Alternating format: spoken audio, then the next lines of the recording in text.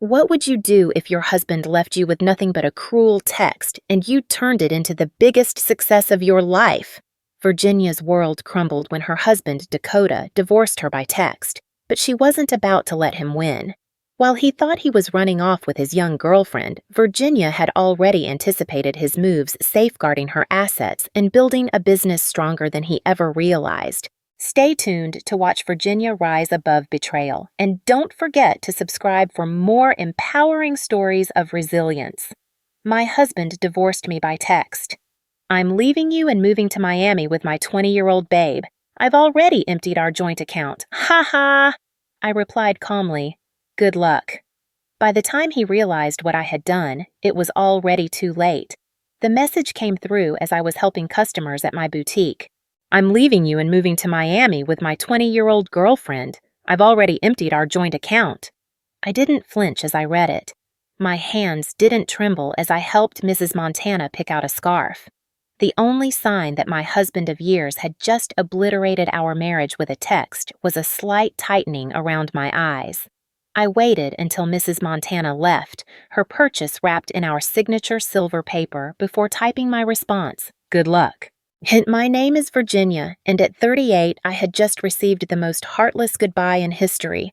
But while Dakota was likely gloating over his bold exit, imagining me broken and crying over his betrayal, I was calmly locking up my boutique for the day. The signs had been building for months.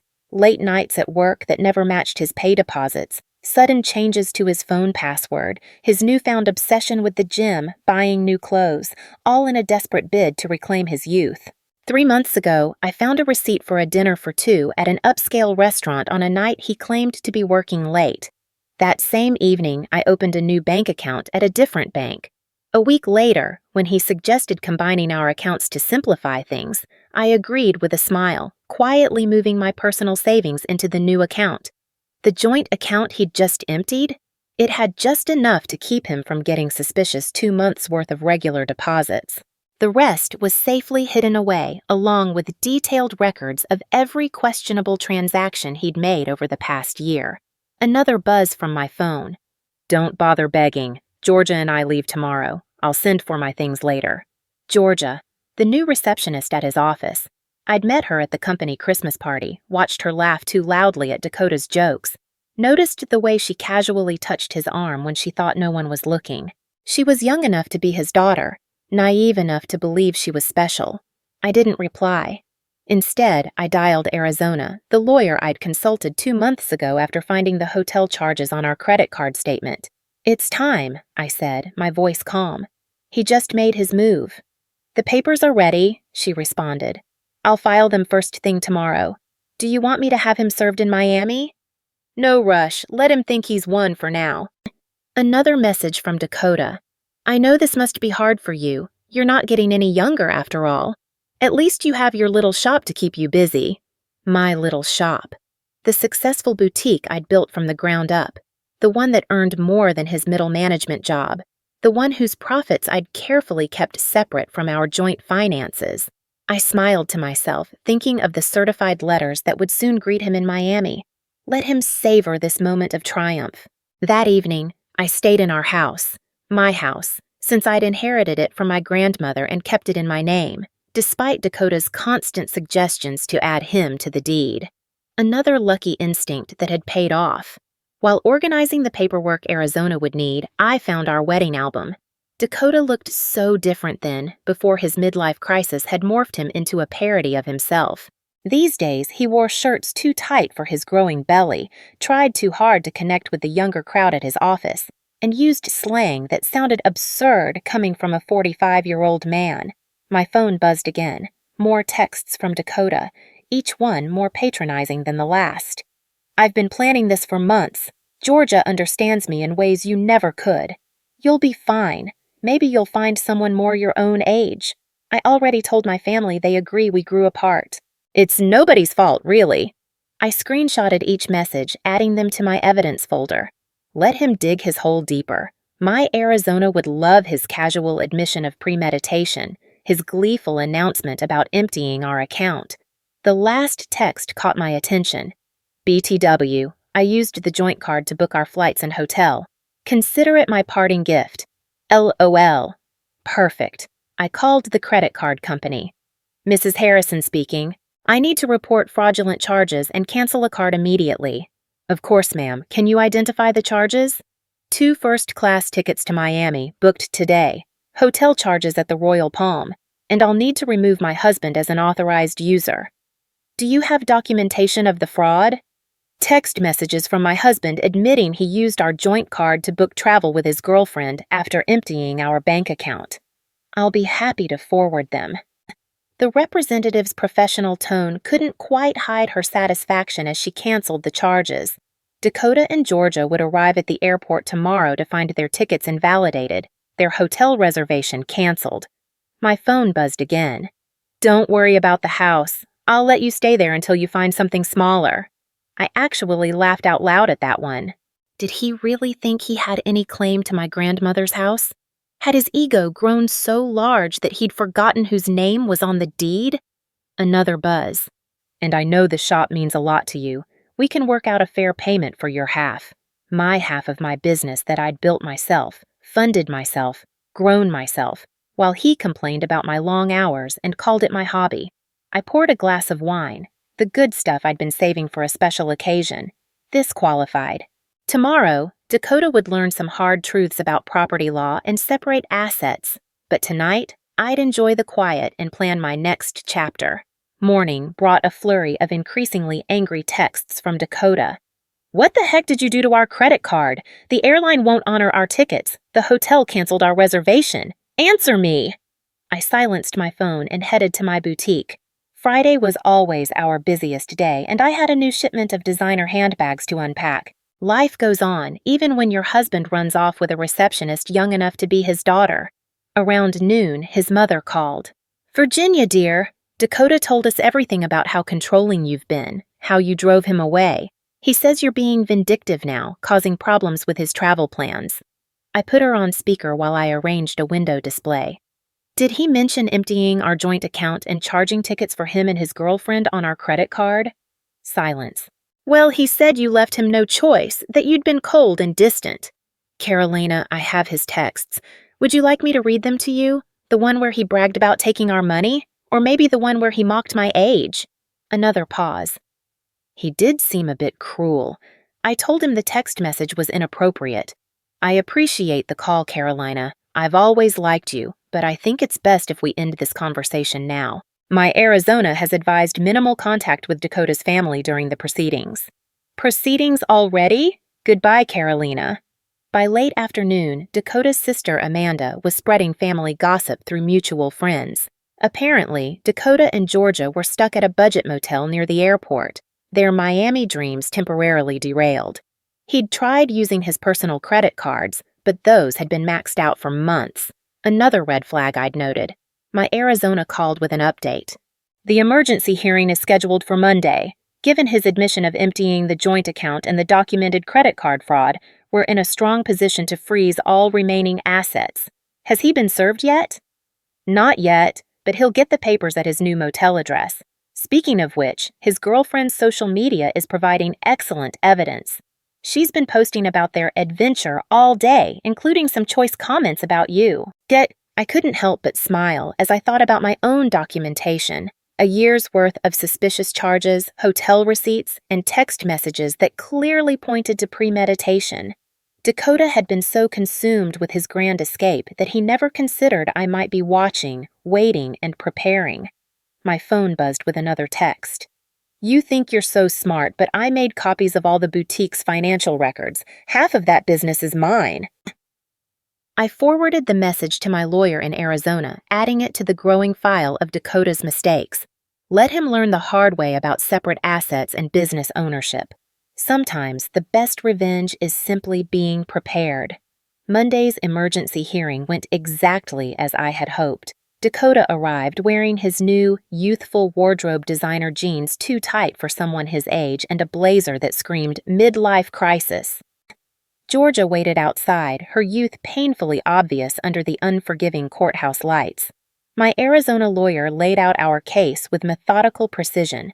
Dakota's gleeful text about draining our account, his credit card fraud, his documented history of hidden expenses, each piece collected over months of quiet observation. "Your Honor," Dakota's hastily hired lawyer began, "my client admits to making some rash decisions, but Mrs. Harrison's actions have been vindictive and calculating." "Calculating?" my lawyer shot back. "You mean prudent? My client safeguarded her separate assets and kept detailed records of her husband's suspicious behavior. That's not vindictive. That's smart business." The judge skimmed through the documents, the deed to the house, the boutiques and corporation papers in my name alone, the meticulous separation of business and personal finances that Dakota had always mocked. "Mr. Harrison," the judge addressed him directly, "you admitted via text to intentionally emptying a joint account and using shared credit cards to fund a trip with your girlfriend. Do you deny this?" Dakota shifted in his seat, uncomfortable. "I was just trying to make a clean break." "By committing financial fraud?" The judge raised an eyebrow. "And now you're claiming rights to property that, according to these documents, is clearly separate from marital assets?" "The business grew during our marriage." Dakota's lawyer tried again. "My client is entitled to the business was established before the marriage," my lawyer interjected, "and Mrs. Harrison maintained strict separation of business and personal finances throughout. We have documentation for every penny invested and earned." I watched Dakota's face as the reality sank in. He'd thought this would be easy, empty our accounts, run off with his girlfriend, and maybe even claim half my business in the divorce. He'd never bothered to understand why I kept things separate, had dismissed my careful bookkeeping as obsessive. "The court finds sufficient evidence of financial misconduct," the judge declared. "All shared assets are frozen pending final dissolution. Mr. Harrison is ordered to return any funds removed from joint accounts within 24 hours. "But that money's gone," Dakota protested. "We spent it in Miami." "Then I suggest you find a way to replace it," the judge cut him off. "And Mr. Harrison, the court takes a very dim view of using shared credit cards to fund trips with paramours." Outside the courthouse, I could hear Georgia asking Dakota about their Miami plans. His response was drowned out by the confident click of my heels echoing across the marble floor as I headed back to the business he had never understood or respected. In the weeks that followed, Dakota's attempts to salvage his situation grew more desperate. He tried claiming that the boutique had been his idea, that he'd invested money in its early days, even suggesting he'd been my business partner all along. His claims were quickly disproven by my meticulously kept records. "He's getting desperate," my Arizona lawyer noted. "His girlfriend's social media shows they're now staying at her studio apartment. Apparently, living on a receptionist's salary isn't quite the glamorous escape he imagined." Dakota's family began reaching out, their tone significantly different from the accusations they had made earlier. "We had no idea," his sister Amanda admitted, smoothing a silk scarf between her fingers. "He played the victim so well, but watching how he's handled everything, how he's acted afterward, I'm ashamed we ever believed him." His mother called again, this time in tears. "The things he said about your age, about replacing you with someone younger, I raised him better than that. I thought I did anyway." I let their calls go to voicemail. Their support might have meant something weeks ago, but now it felt like rats abandoning a sinking ship. Ironically, the boutique flourished, its success bolstered by the local gossip about my situation. Women came in specifically to show their support, often leaving with far more than they had planned to buy. "My ex tried something similar," one customer confided while buying a designer handbag. "Thought he'd take everything in the divorce. Men like that never expect us to be smarter than them." My phone still buzzed occasionally with texts from Dakota, his tone swinging between anger and manipulation. "You've ruined everything. I never meant to hurt you. You'll regret being so vindictive. Can't we work something out? That business would be nothing without my support." I forwarded each message to my Arizona without responding. Let him dig his hole deeper. Through the grapevine, I heard Georgia was having second thoughts. Apparently, sharing her studio apartment with a middle-aged man who couldn't afford his own place wasn't the romantic adventure she'd imagined. The age gap that had seemed exciting during secret hotel meetings felt different in the harsh light of reality. She posted about toxic relationships and learning from mistakes. Yesterday, my Arizona mentioned during an update call and removed her relationship status this morning. I almost felt sorry for Dakota. Almost. But then I remembered his text telling me he'd emptied our account, the casual cruelty of his comments about my age, the way he'd assumed I'd be helpless without him. Instead of pity, I felt something else. Pride. Pride in my foresight, in my quiet strength, in my ability to protect myself while he underestimated me. The final divorce hearing painted a very different picture from Dakota's imagined triumph. Gone was his cocky attitude, replaced by barely concealed panic. Georgia was noticeably absent. She'd moved on to a coworker her own age, according to office gossip. Dakota had shown up in his old clothes, the designer wardrobe apparently returned to help repay the joint account he'd emptied. His Arizona looked tired, probably from trying to find loopholes in my documented separation of assets. Your Honor, Dakota's Arizona attempted one last time.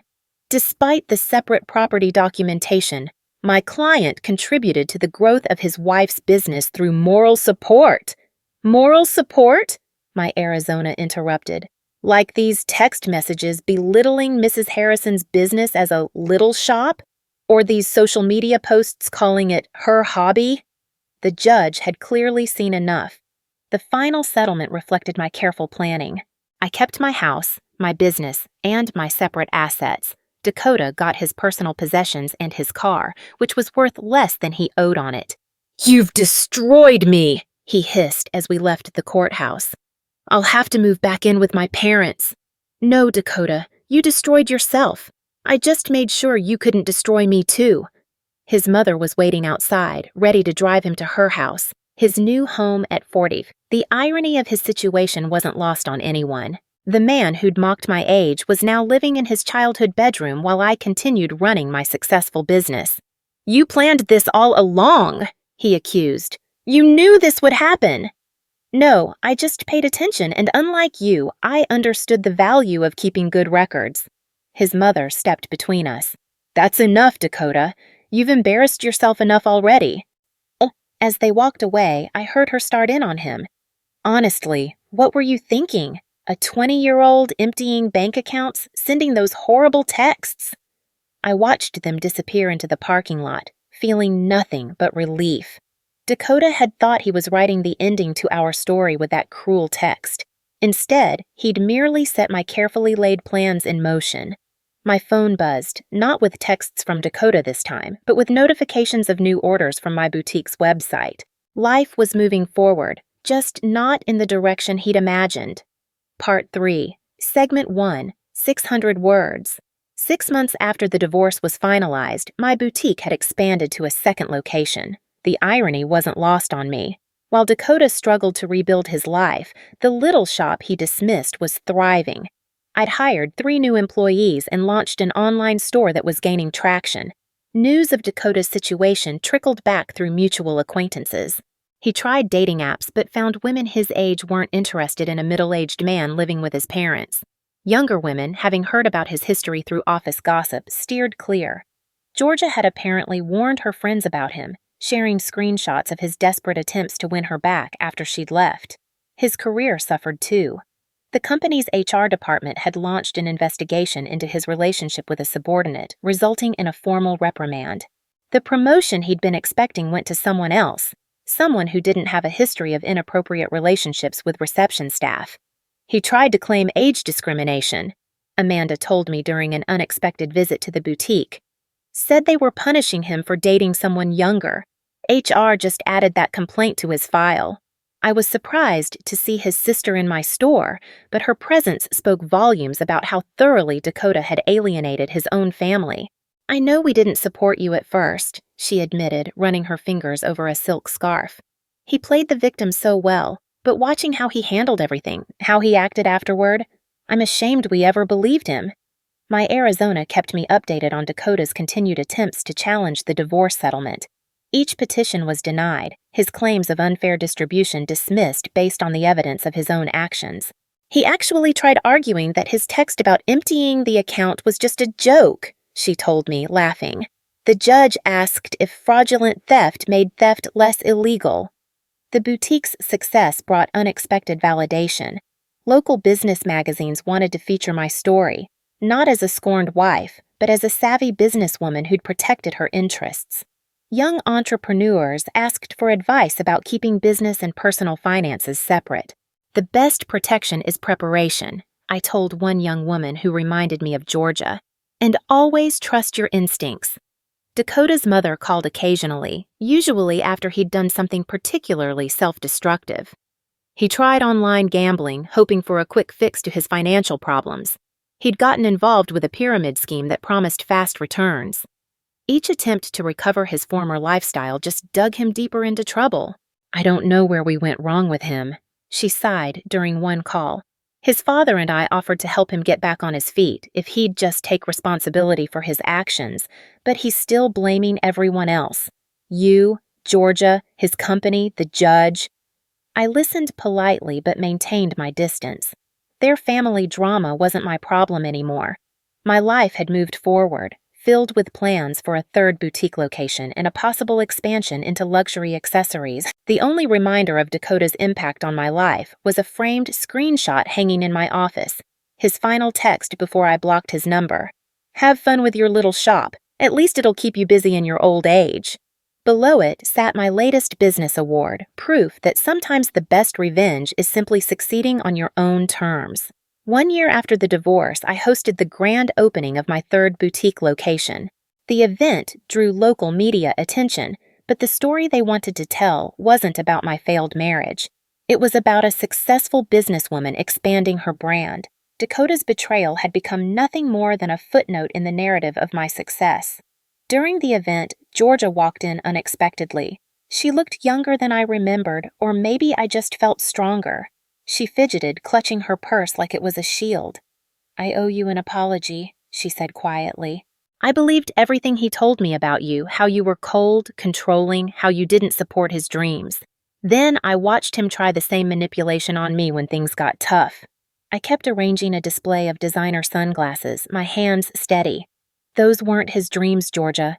They were escapes. There's a difference." "I know that now." She paused, then added, "He tried to move in when you froze the accounts, thought my studio apartment would be temporary. After 2 weeks of him complaining about the size of my closet and suggesting I take out a loan for a bigger place, I understood what you meant about the difference between dreams and escapes." I couldn't help but laugh. "Let me guess, he had big plans but no way to fund them?" "Exactly. Everything was going to work out once his investments paid off, once he got that promotion, once his cryptocurrency definitely increased in value." She shook her head. "I'm dating someone my own age now. We have student loans and a small apartment, but at least we're building something real." After she left, my assistant manager leaned in and whispered, "Was that the girlfriend?" "No," I replied, my voice steady. "That was just another woman who learned the same lesson I did." I gestured to a young couple examining our designer handbags. "Let's talk about your idea for expanding our accessories line." The boutique had become more than just a business to me. It was a symbol of independence, resilience, and the power of preparation. Aspiring entrepreneurs often sought my advice, and I always stressed the importance of protecting their assets. Then, Dakota's mother called one last time not to discuss her son, but to thank me. "You taught our family a valuable lesson," she said, "about enabling bad behavior, about making excuses for cruelty. Dakota's still living at home, still blaming everyone else for his problems, but we're not defending him anymore. That's your legacy to our family, showing us the difference between supporting someone and enabling them." I thought about that legacy as I reviewed plans for a fourth location. Dakota had tried to diminish me, to trade me in for a younger model and take half of everything I'd built. Instead, he had unknowingly pushed me to become even stronger, more successful. My phone buzzed with a text from my Arizona office. Dakota filed another petition to revisit the settlement. The judge dismissed it immediately and ordered him to pay court costs. "Thought you'd enjoy that." I smiled, imagining him still in his childhood bedroom, desperately trying to rewrite an ending that had been sealed the moment he underestimated me.